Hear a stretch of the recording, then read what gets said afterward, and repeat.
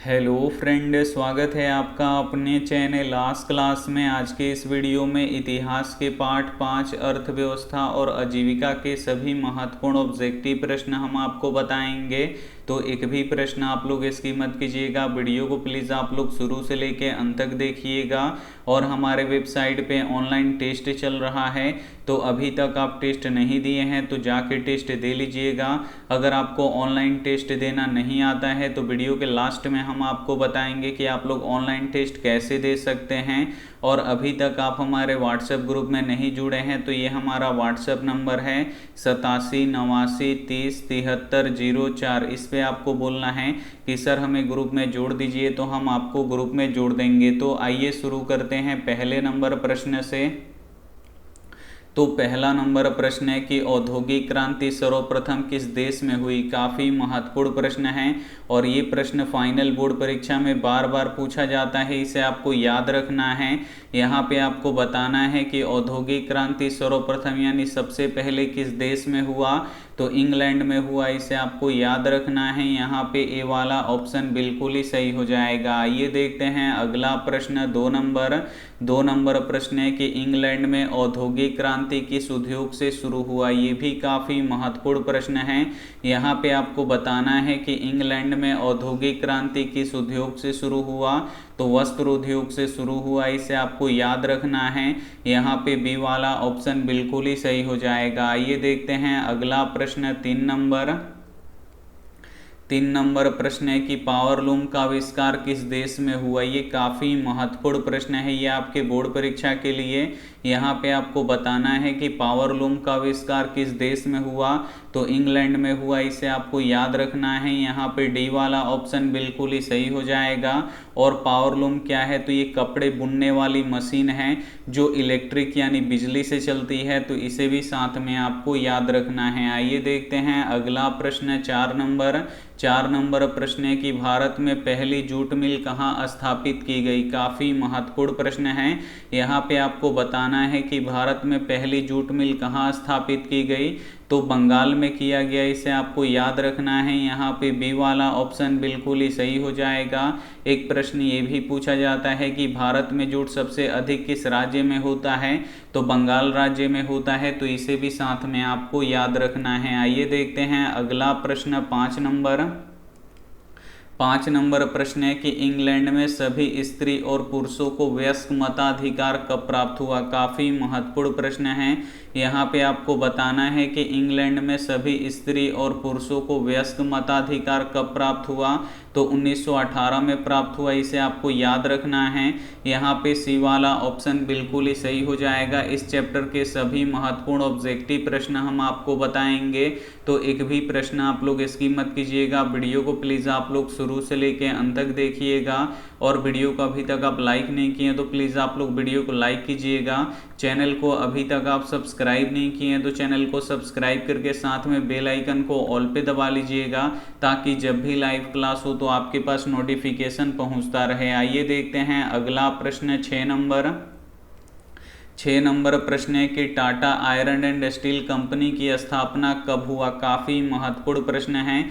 यहाँ पे आपको बताना है कि Tata iron and steel company की स्थापना कब हुआ, तो 1907 ईस्वी में हुआ। यहाँ पे बी वाला ऑप्शन बिल्कुल ही सही हो जाएगा। एक प्रश्न ये भी पूछा जाता है कि Tata iron and steel company की स्थापना किसने किया, तो जमशेदजी टाटा जी ने किया, तो इसे भी साथ में आपको याद रखना है। आइए देखते हैं अगला प्रश्न। 7 नंबर प्रश्न है कि सेफ्टी लैम्प का आविष्कार किसने किया। काफ़ी महत्वपूर्ण प्रश्न है और ये भी प्रश्न बोर्ड परीक्षा में बार बार पूछा जाता है, इसे आपको याद रखना है। यहाँ पे आपको बताना है कि सेफ्टी लैम्प का आविष्कार किसने किया, तो हेम्फ्री डेवी ने किया। इसे आपको याद रखना है। यहाँ पे बी वाला ऑप्शन बिल्कुल ही सही हो जाएगा। आइए देखते हैं अगला प्रश्न। 8 नंबर प्रश्न है कि अखिल भारतीय ट्रेड यूनियन कांग्रेस की स्थापना कब हुआ। यहाँ पे आपको बताना है कि अखिल भारतीय ट्रेड यूनियन कांग्रेस की स्थापना कब हुआ, तो 1920 ईस्वी में हुआ। यहाँ पे बी वाला ऑप्शन बिल्कुल ही सही हो जाएगा। एक प्रश्न ये भी पूछता है कि अखिल भारतीय ट्रेड यूनियन कांग्रेस के पहले अध्यक्ष कौन थे, तो लाला लाजपत राय थे, तो इसे भी साथ में आपको याद रखना है। आइए देखते हैं अगला प्रश्न 9 नंबर प्रश्न है कि जेम्स वाट ने किस यंत्र का आविष्कार किया। यहाँ पे आपको बताना है कि जेम्स वाट ने किस यंत्र का आविष्कार किया, तो वाष्प इंजन का आविष्कार किया, इसे आपको याद रखना है। यहाँ पे बी वाला ऑप्शन बिल्कुल ही सही हो जाएगा। आइए देखते हैं अगला प्रश्न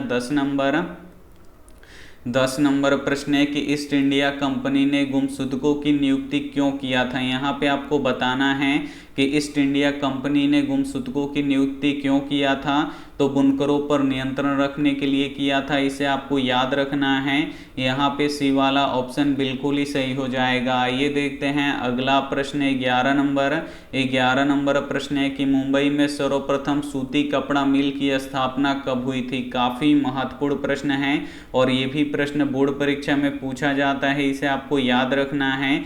यहाँ पे आपको बताना है कि मुंबई में सर्वप्रथम सूती कपड़ा मिल की स्थापना कब हुई, तो 1854 ईस्वी में हुई, इसे आपको याद रखना है।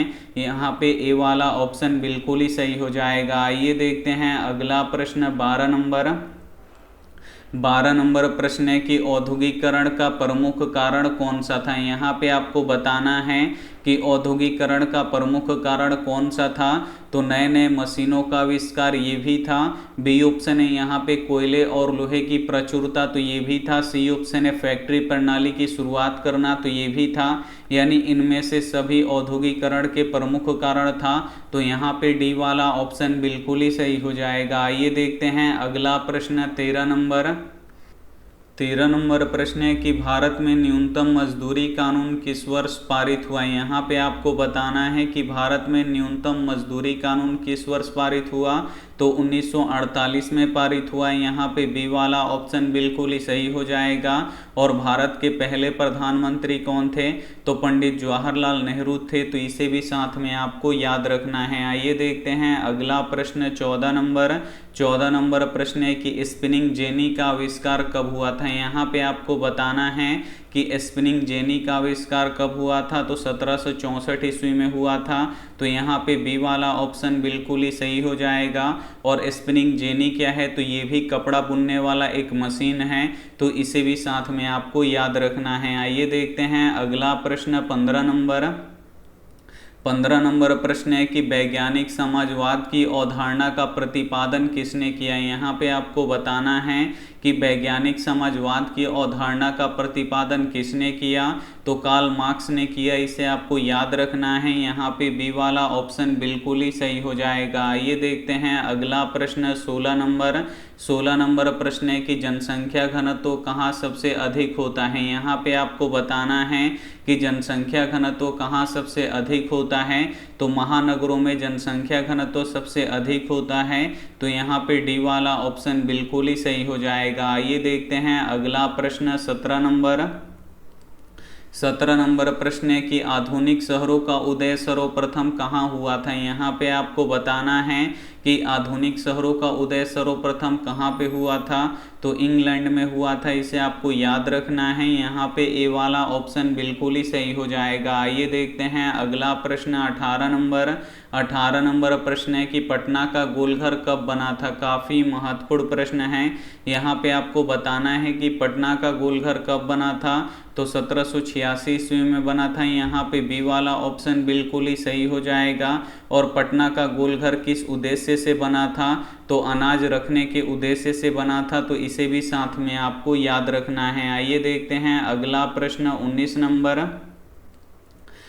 नंबर प्रश्न है कि गुटेनबर्ग का जन्म किस देश में हुआ था। काफ़ी महत्वपूर्ण प्रश्न है और ये प्रश्न बोर्ड परीक्षा में बहुत बार पूछा गया है, इसे आपको याद रखना है। यहाँ पे आपको बताना है कि गुटेनबर्ग का जन्म किस देश में हुआ था, तो जर्मनी में हुआ था, इसे आपको याद रखना है। यहाँ पे बी वाला ऑप्शन बिल्कुल ही सही हो जाएगा।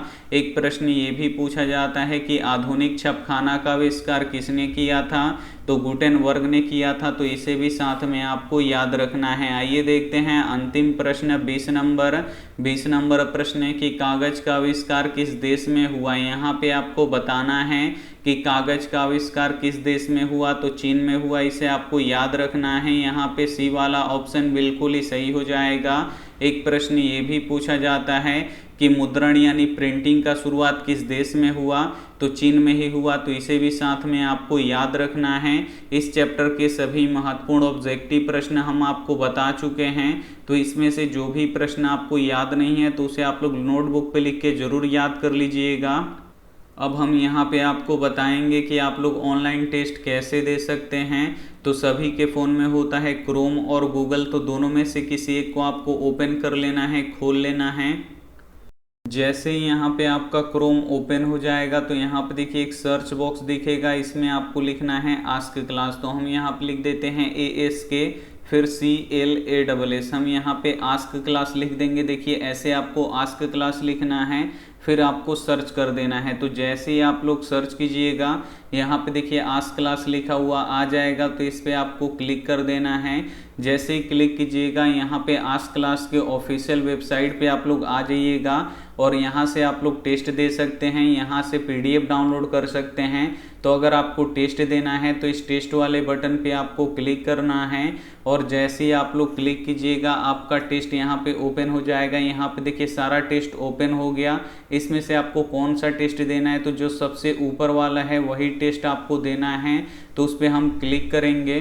तो जैसे ही क्लिक करेंगे हमारा टेस्ट ओपन हो जाएगा। आपको नीचे में आना है और यहाँ पे देखिए स्टार्ट का बटन है, तो स्टार्ट के बटन पे जैसे ही क्लिक करेंगे यहाँ पे नाम पूछेगा, तो यहाँ पे आप लोग अपना नाम लिख दीजिएगा, उसके बाद नेक्स्ट कर दीजिएगा।